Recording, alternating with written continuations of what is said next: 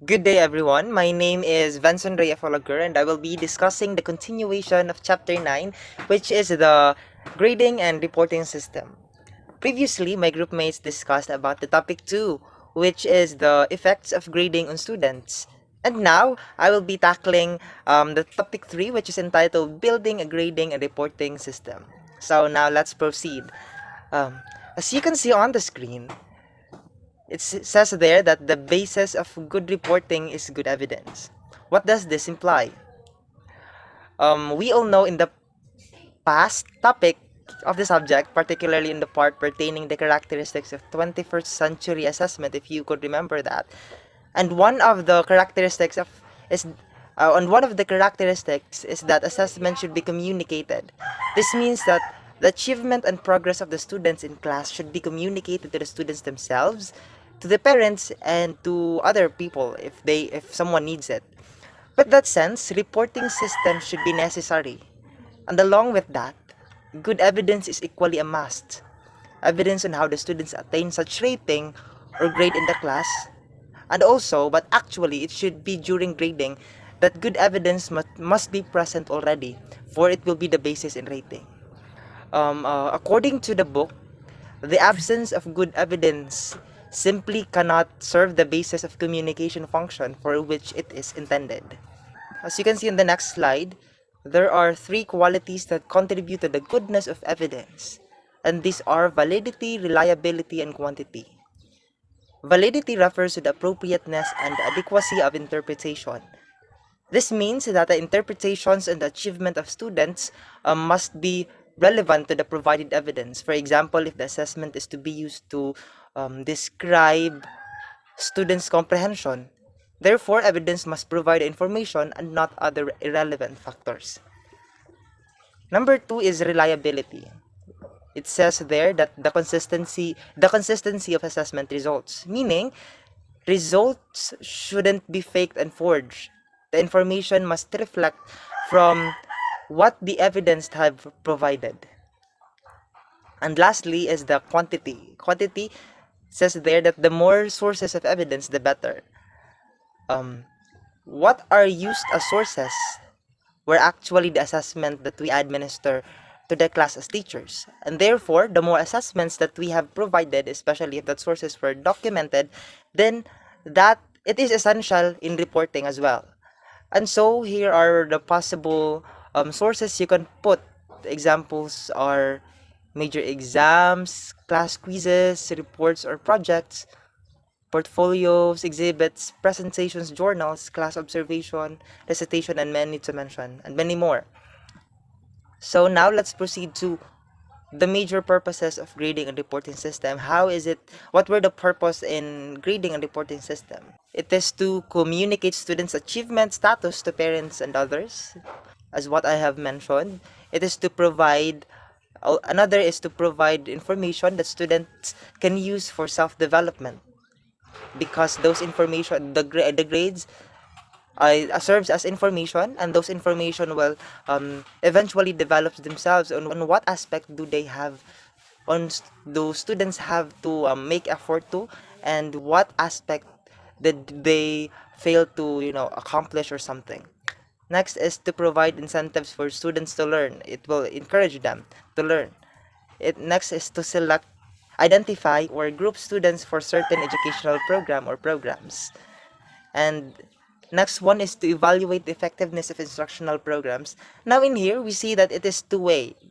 Assessment is two-way. It is not only the time that parents and students can know the progress, but teachers and institutions as a whole can also identify room for improvement. And lastly is to provide evidence of students' lack of effort or inappropriate responsibility. So those were the major purposes of grading and reporting system. Now let's move on uh, to the grading and reporting methods. There are several grading and reporting methods.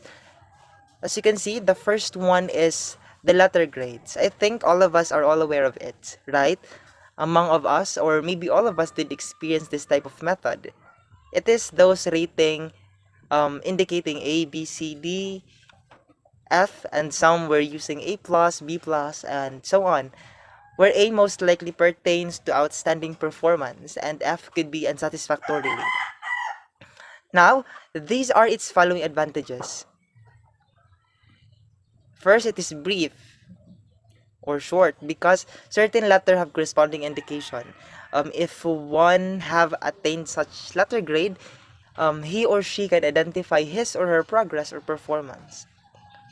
Another one with this also, parents are easier to believe and understand. Now let's proceed to its disadvantages. It requires abstraction of great deal of information into a single symbol. Because letter grades is not as specific compared to percentage rate, no, where students may not reckon as what specific level or progress a student is and as to how to improve performance. Second, parents tend to interpret it in strictly norm reference terms, meaning when a parent sees the rating of the child with letter grade, they can immediately tell that their child had performed the same as those students who performs much better or those students who are much progressive because yeah, there are less discriminators with this type of rating, with this type of grading system. Lastly is the lack of richness of more detailed reporting. Because such grading method is not always clear. Indeed, it needs a much more abstraction or like um, how do we interpret the meaning. Now the second one is the most known by us, which is the percentage grade. I think among us, all of us were very aware of this one. So I'm not going to tackle its definition further for because for sure we're all aware of it. But as to its advantage, it allows for maximum discriminators and maximizes the variation among students. With percentage grading, we as teachers can easily identify and distinguish other students based on their average percentage because they're because of different maximum discriminators like there are like 75 to 80 to 90 to 100 and those were very specific discriminators, and so because of that it's easy for us to identify, and along with it it'll be easy as well to see who are deserving, performing, and less performing. As to its disadvantage are the following: it requires great deal of abstraction because data alone cannot give us direct meaning. Instead, there are processes that needs to be undergone such as computation, tabulating, and many more. The second one is interpretation of meaning is extremely difficult. This pertains to statistics wherein you have to evaluate the mean, median, and mode, standard deviation, etc. And that requires tedious process in order for you to analyze the percentage of how many students are, really performing. Thus, there are variables that need for you to attain, that we teachers need to attain. Lastly, is it is less reliable and more subjective. Somehow we can manipulate the ratings. I mean, it's not to negate the idea, but there are instances that we can manipulate. I mean, like there, we since we are the rater, there are sometimes that we can manipulate the ratings, the ratings that we give to our students, and that could um, be our errors in grading. The severity. Sometimes we give severe or like extreme grades less, or like we tend to give equal grades that someone don't some students might not deserve the such rating, and that could be our error, and that pertains to being subjective. And maybe because of the tedious process, teacher tends to manipulate results so that it could be easily done, yeah, to lessen the burden. So the third one is standard based grading. Based from the name itself, grading is based on the set of standards that students need to achieve. This type of grading system brings greater clarity and specificity because goals were predetermined and activities should be focused on those identified standard or goals. The following are the steps in developing this type of system. First is to identify the major learning goals. Set the goals. Next is to establish the performance indicators for learning goals. Third one is to determine graduated level of quality. And last one is to develop reporting tools in communicating judgment. The advantages of this type of grading system is that it offers meaningful information. If information is detailed, it can be useful for diagnostic and prescriptive purpose. Third is it facilitates teaching and learning process better. These advantages mainly focus in developing high standard students or competent students, developing students and molding them to become better and competent one. Teachers as well are guided in the teaching and learning process because of the goals or standard being set. So would they have to align all of their activities to that? And so it's not hard which path to follow. And so yeah. However, as to its advantages, it takes a lot of effort because in attaining or imposing the expected outcome is something that requires time and more passion, as sometimes standards is hard to achieve. I think we can agree on that. The second one is may not reflect student learning in many areas. Sometimes standards were set too high that seem not applicable to all students and types of individuals. In this case, students most likely gets frustrated and lose hope in continuing their studies and gets no education at all. Third one is may not communicate the appropriateness of students' progress. This is true because when standards are set, the tendency is that observation is focused more on what the student and an individual had become, while efforts and improvements were overlooked. We focused more on the outcome, not on how the students perform, the preparations and efforts, but more on the product, whether the students had attained or met the certain standard. And now we're down to the last type of method, which is the pass or fail method. This type of method reduces the number of grade categories because obviously it's just two, the pass and the fail. This type of grading is intended to give more importance on learning and less to grade they have attained.